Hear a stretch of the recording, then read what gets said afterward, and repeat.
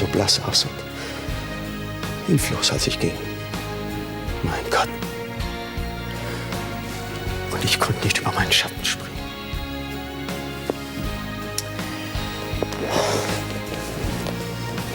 Willst du, dass er ins Gefängnis muss? Arno, er ist dein Sohn, du liebst ihn doch. Oh, das klingt ja ganz so, als ob Clarissa sich warm anziehen müsste. Sehr warm. Ich werde nicht eher Ruhe geben, bis sie von Friedenau verschwunden ist. Na, das haben allerdings schon viele versucht. Dann wird es Zeit, dass mal jemand Erfolg hat. Du wirst morgen nicht zur Bank gehen, um die Aktien zu kaufen. Wenn du morgen zur Bank gehst, dann gehe ich zu Steffi und sage ihr, dass du mit Millie geschlafen hast.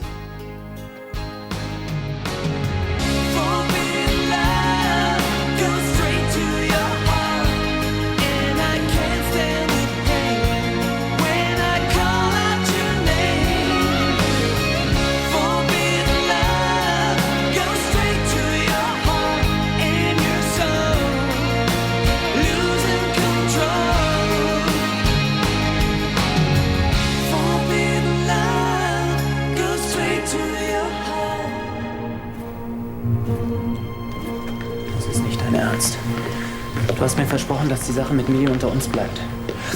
Du lässt mir doch keine andere Wahl. Ich fass es nicht. Mein kleiner Bruder erpresst mich. Ich möchte nur verhindern, dass du unser Geld für russische Ölfelder rausschmeißt. Und warum musst du dann Millie ins Spiel bringen? Ich versuche seit Tagen mit dir zu reden, aber du hörst mir ja nicht mehr zu. Du behandelst mich wie einen kleinen Trottel. Du tickst wohl nicht richtig und deshalb kommst du gleich mit Erpressung. Nenn es, wie du willst. Damit kommst du bei mir nicht durch.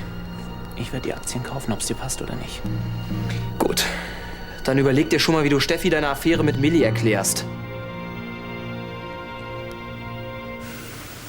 Ich fühle mich so hundeelend.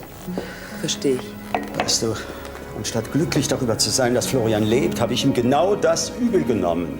Ich stieß ihn von mir. Ich war beleidigt. Er hatte mich um meine Trauer gebracht. Warum ist mir das jetzt erst klar geworden? Dein Besuch im Gefängnis. Wenn jemand tot ist, das ist endgültig. Man ist ohnmächtig, man ist hilflos, man trauert und man kann nichts tun. Aber mein Sohn ist nicht tot. Er sitzt zwar im Gefängnis, aber er lebt und ich kann etwas tun. Ich bin froh, dass du deinen Dickschädel überwunden hast. Ich wusste, du lässt ihn nicht im Stich. Florian braucht mich. Ich will ihn nicht noch mal verlieren. Meine Mittel sind zwar sehr beschränkt, aber ich muss alles versuchen, ihn aus dem Gefängnis zu holen. Ja, das ist doch schon mal eine ganze Menge. Florian ist sicher glücklich über die Versöhnung. Ach, ich hoffe es. Arno? Hm? Ich liebe dich. Meinst du nicht, dass das langsam reicht? Ich will doch nur, dass Florian seinen persönlichen Kram um sich hat. Lohnt sich das alles überhaupt? Wird er nicht bald entlassen? Du glaubst gar nicht, wie sehr ich mich darüber freuen würde, wenn ich den ganzen Kram wieder auspacken könnte. Ich kann's mir denken. Ach Mensch, es ist schon so spät. Ich muss los. Du kannst gern noch bleiben. Danke, das ist lieb von dir. Aber ich bin hundemüde. Mach's gut, ja? Steffi, Was denn? tust du mir einen Gefallen? Geh nicht. Was? Das ist die erste Nacht ohne Florian. Oh Mann, ich schaff das nicht. Diese ganze Packerei, ich mach das doch nur, um mich abzulenken. Oh Mann, ich hab so eine verdammte Angst, allein zu sein.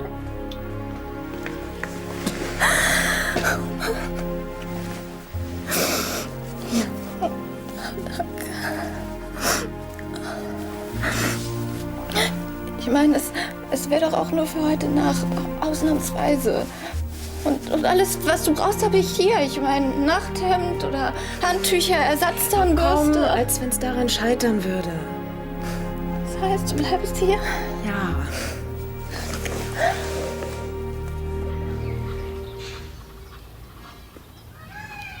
Tja, das wäre eigentlich alles. Wie lange brauchen Sie? Ach so, eine Wurmkur bei Pferden ist schnell gemacht. In 2, 3 Stunden bin ich fertig. Gut. Ist Herr von Anstetten nicht da? Nein, er ist verreist. Er hat mich gebeten, nach den Tieren zu schauen. Ach so, in den vergangenen Monaten hat das ein Herr Petersen übernommen. Tüchtiger Kerl. Ist der eigentlich nicht mehr da? Nils ist in der Irre. Irrtümlichen Annahme, es gebe hier nichts mehr zu tun, abgereist. Schade. Ich bin noch nicht lange in der Gegend, aber ich hatte den Eindruck, dass Herr Petersen erst frischen Wind in das Gestüt gebracht hat. Wohl eher ein Sturmtief. Ja, ich kümmere mich dann mal um die Pferde. In Ordnung. Wir sehen uns später, ja? Ja. Ja, schon gut. Ich weiß ja, dass nicht jeder wissen muss, dass Nils in der Psychiatrie sitzt. Eben. Immerhin scheint er ja sehr viel für das Gestüt getan zu haben. Er hat im Namen von Christoph neue Pferde gekauft, um die Zucht wieder aufzubauen. Und dann hat er selbst abgebaut. Genau.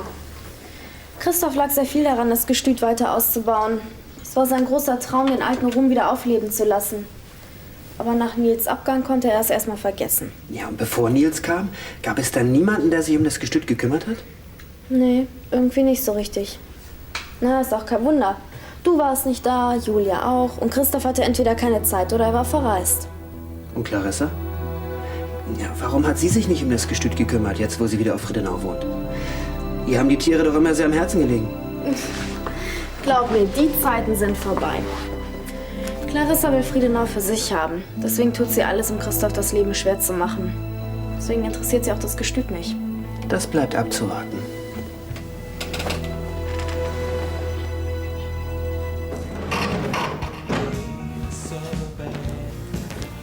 Hi.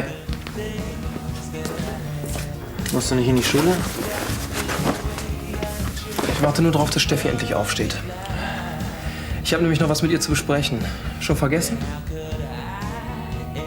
Es sei denn, du hast es dir anders überlegt und gehst die Aktien doch nicht kaufen. Du willst es also wirklich durchziehen, ja? Falls du glaubst, dass ich gestern Nacht geblufft habe, dann irrst du dich. Wie du meinst. Aber auf Steffi kannst du lange warten. Sie hat bei Bastiane geschlafen. Das hast du ja geschickt eingefädelt. Aber die paar Stunden machen es jetzt auch nicht mehr. Ich habe gar nichts eingefädelt. Das war ihre Idee. Hast du dir überlegt, was passiert, wenn du es Steffi sagst? Sicher. Du hast ein großes Problem mehr. Also gut. Es macht dir nichts aus, meine Beziehung zu Steffi zu zerstören. Aber was ist mit Millie? Was das für sie bedeutet, ist ihr wohl scheißegal. Hauptsache, du kriegst deinen Dickschädel durch, was? Ich versuche dich nur zur Vernunft zu bringen. Ja, auf Millies Kosten. Jetzt tu doch nicht so scheinheilig. Erstens hast du mit Millie geschlafen. Und zweitens hast du es in der Hand, dass ich meinen Mund halte. Ich kann es einfach nicht glauben, dass du so skrupellos bist. Das wirst du ja sehen. Jedenfalls kannst du Steffi nicht ewig vor mir verstecken. So, ciao, Bruderherz. Wir sehen uns später.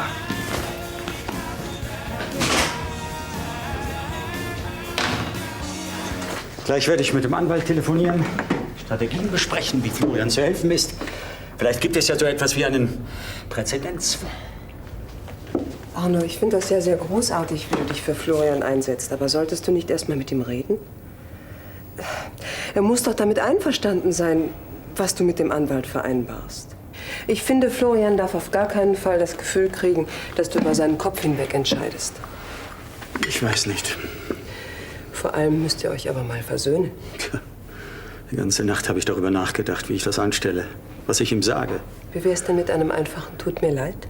Ob das ausreicht? Es ist so viel vorgefallen zwischen uns. Arno, Florian ist dein Sohn. Und damit auch ein Dickschädel. Glaubst du, dass Florian und ich jemals wieder zueinander finden? Ich weiß es.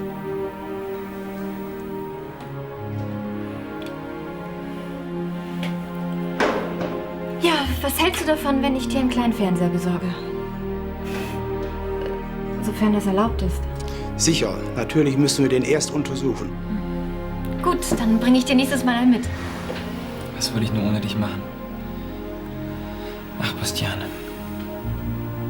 Ich vermisse dich.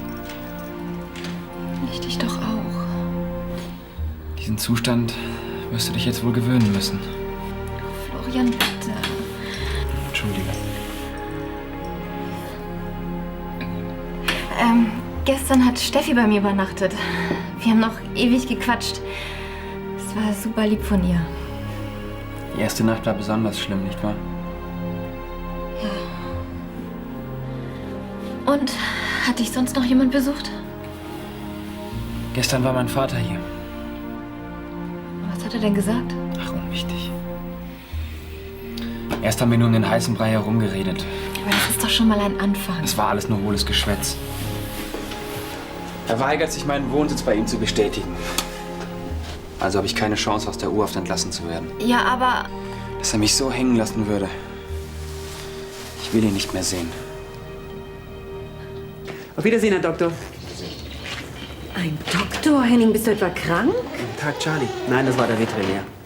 Ach, der Tierarzt. Ist das mit den Pferden nicht in Ordnung? Nein, nein. Nur die halbjährliche Wurmkur. Sag mal, wisst ihr, ob Clarissa zu Hause ist? Oh, weiß ich jetzt gar nicht. Vorhin war sie jedenfalls noch da. Okay, danke. Sag mal, stimmt das? Du willst wirklich neue Stuten kaufen? Genau das. Das ist ja super. Das ist doch sicher ganz in Christophs Sinne. Schließlich ist es sein Traum, das Gestüt zu erweitern. Also fange ich gleich damit an. Also manchmal hast du richtig gute Ideen. Was glaubst du, was Christoph nach seiner Rückkehr für Augen machen wird? Es wird ihn vor Freude glatt umhauen. Aber sag mal, wird das nicht einiges kosten? Du willst doch bestimmt nicht die letzten Schindmeeren kaufen. Natürlich muss man dafür einiges investieren. Aber ich denke, dass ich für 1 Million schon ein paar ganz gute Stuten bekommen werde. 1 Million? Mindestens. Aber du bist ja verrückt. Woher willst du denn das Geld nehmen?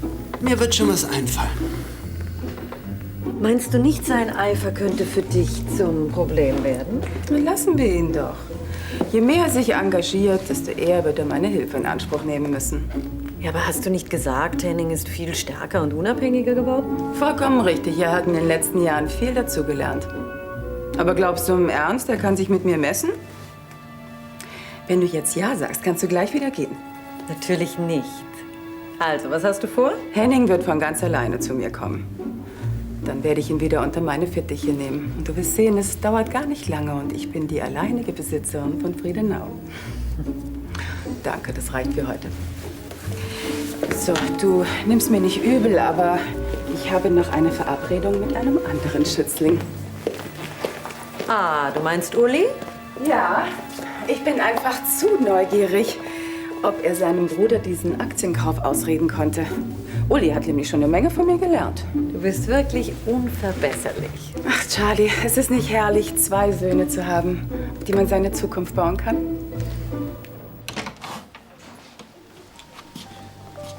Du? Hallo, mein Junge. Was willst du hier? Mir noch einmal erklären, warum du mir nicht helfen willst, kannst oder was auch immer. Nein. Im Gegenteil. Ich werde mich mit Schürmann treffen. Wir wollen eine Taktik für deine Verteidigung entwickeln. Wie deine Strafe zu verkürzen ist. Natürlich nur, wenn du einverstanden bist. Hm? Schürmann ist Anwalt. Er weiß sicher selbst, was er zu tun hat.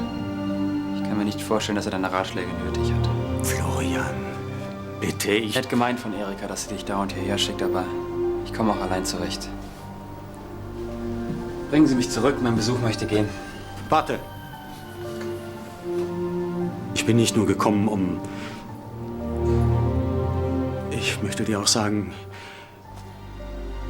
es tut mir alles so leid.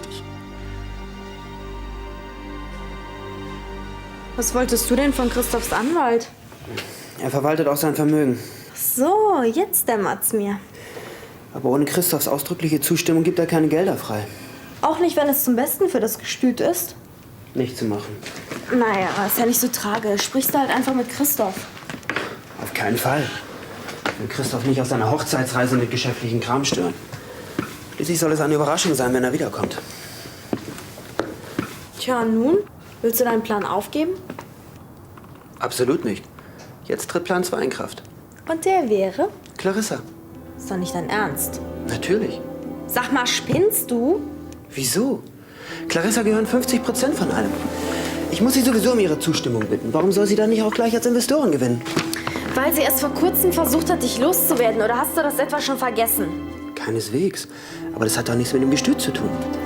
Henning, Clarissa wird dich fertig machen. Deine Bedenken in Ehren, aber lass das mal meine Sorge sein. Das Gestüt ist ein gutes Geschäft, das Clarissa sich nicht durch die Finger gehen lässt. Clarissa! Henning, schön, dich zu sehen. Die Freude ist ganz auf meiner Seite. Sag mal, hast du noch hier einen Moment Zeit für mich? Klar, für dich doch immer. Gut. Ich habe dir nämlich ein äußerst lukratives Geschäft vorzuschlagen. Oh, dafür habe ich immer ein offenes Ohr. Worum geht's denn? Das würde ich gern mit dir persönlich besprechen. Gern. Heute Nachmittag? Gut. Bis dann. Wie stellst du dir das vor? Du glaubst, du kommst hier hin und sagst sorry und dann ist alles in Ordnung? bisschen einfach, findest du nicht? Bitte, Florian, ich meine es ernst. Inzwischen ist mir einiges klar geworden. Die ganze Zeit habe ich mich an meine Wut geklammert. Wahrscheinlich wollte ich nicht wahrhaben, dass ich als Vater offenbar versagt habe. Du hast dein Vertrauen zu mir verloren. Vielleicht war ich zu streng, zu unaufmerksam, ich weiß es nicht. Wenn ich ein besserer Vater gewesen wäre, hättest du wahrscheinlich keine Schwierigkeiten gehabt, nach deiner Desertion sofort zu mir zu kommen. Hör auf. Dass du angenommen hast, ich hätte dich bei den Feldjägern verpfiffen, hat mir gezeigt, wie wenig du mir vertraust. Tut mir leid. Nein, ich sag ja gerade, es lag an mir. Aber in Zukunft werde ich zu dir stehen. Egal was passiert, egal was du machst. Das ist ein Versprechen. Ich habe übrigens dem Anwalt gesagt, dass du bei uns wohnst. Bestätigung dafür liegt dem Richter vor. Ich verstehe.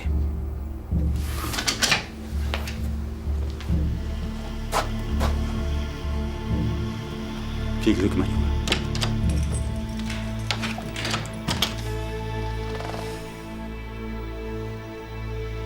Machst du mir einen Hamburger und eine Cola, bitte? Warum wolltest du mich eigentlich sehen?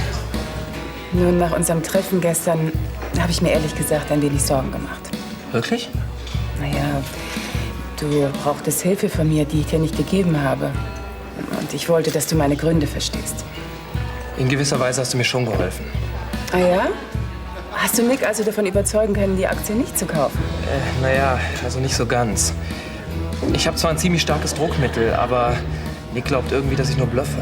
Dann musst du ihm eben zeigen, dass du es ernst meinst. Aber ich will ihm doch nicht wirklich schaden. Ich will ihn doch nur von diesem dämlichen Aktiengeschäft abbringen.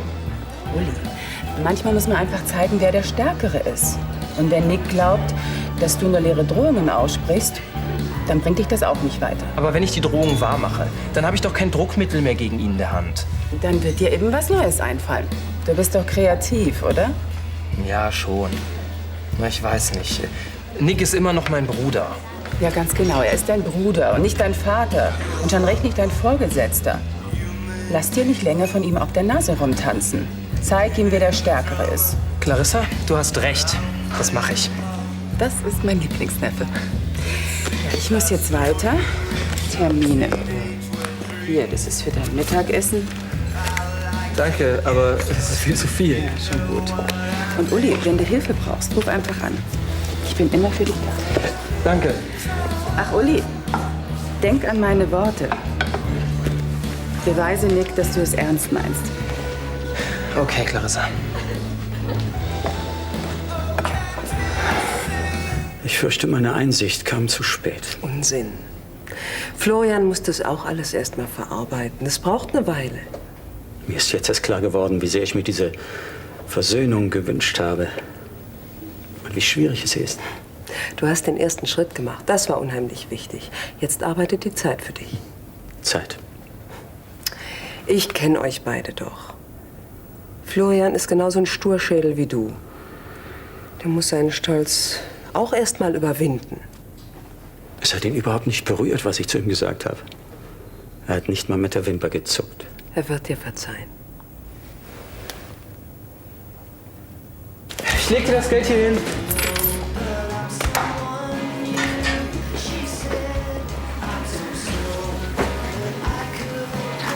Hallo Uli. Hi. Und, hat's geschmeckt? Klar, wie immer. Ach, danke übrigens. Wofür denn? Du hast dich doch vorgestern nach mir erkundigt, als ich in der Schule gefehlt habe.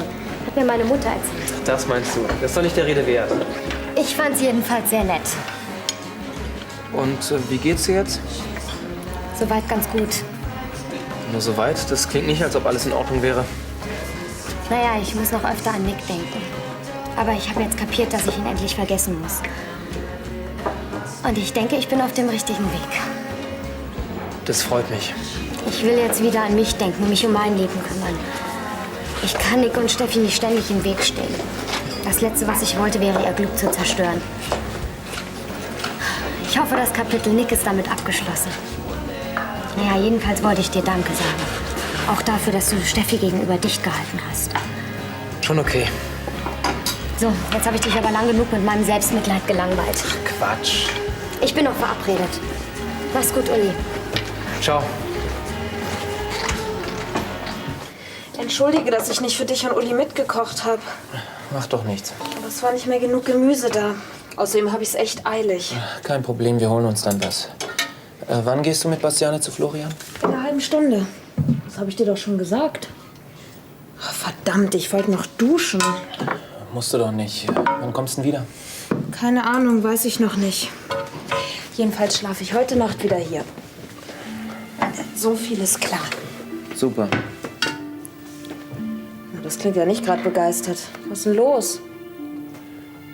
Ich musste nur gerade an Florian denken.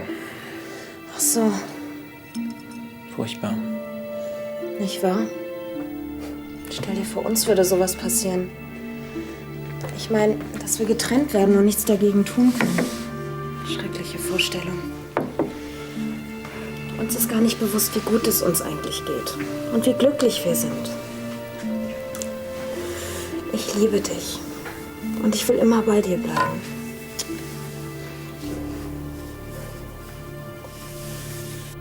Cheers. Prost. Dann lass die Katze mal aus dem Sack. Ja, wie du dir ja sicherlich denken kannst, es geht um Friedenau. Aha. Ich will das Gestüt weiter ausbauen, und zwar in ganz großem Stil. Ich will den alten Glanz neu erschaffen. Interessant. Weiter? Ja, als erstes werde ich ein paar erstklassige Stuten für unseren Zuchthengst kaufen. Später kann dann noch ein weiterer Zuchthengst folgen, der dann auch anderen Interessenten zur Verfügung stehen kann. Gegen angemessene Bezahlung, versteht sich. Darf ich fragen, was du dabei von mir erwartest? Du müsstest den Kauf der Stuten finanzieren. Ich dachte da so an 1 Million. 1 Million? Ja, ist ja nicht allzu viel. Und du suchst die Stuten aus? Ja, darum würde ich mich selbst kümmern. Also, was sagst du? Tja, dein Plan klingt durchaus interessant. Es gibt da nur einen kleinen Haken. Ja, und zwar? Wenn du den richtigen Riecher für Pferde hättest, dann wärst du schon vor deinem Weggang ein erfolgreicher Züchter gewesen. Und nicht ein kleines Licht in der Werbeagentur. Clarissa, was soll das jetzt? Du weißt ganz genau, dass ich mich Schluss mit der Komödie. Du kriegst von mir keinen Pfennig.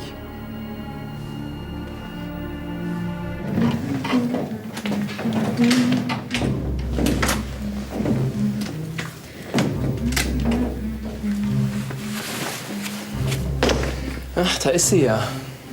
Ich hoffe, du hast dir das gut überlegt. Ja, das habe ich. Und du hast auch über die Konsequenzen nachgedacht. Ich meine nicht nur Steffi und mich. Was ist mit Millie? Du willst sie da wirklich mit reinziehen, ja? Jetzt hör endlich mit Millie auf. Du schiebst sie doch bloß vor, um deinen eigenen Arsch zu retten. Blödsinn. Aber wenn du meinst, dann sag sie halt. Du machst es doch nicht. Du nimmst mich wohl nicht ernst. Doch, tu ich. Steffi! Ja? Kommst du mal bitte? Sofort. Also los. Bringen wir es hinter uns. Was gibt's denn? Uli möchte dir etwas sagen. Was denn?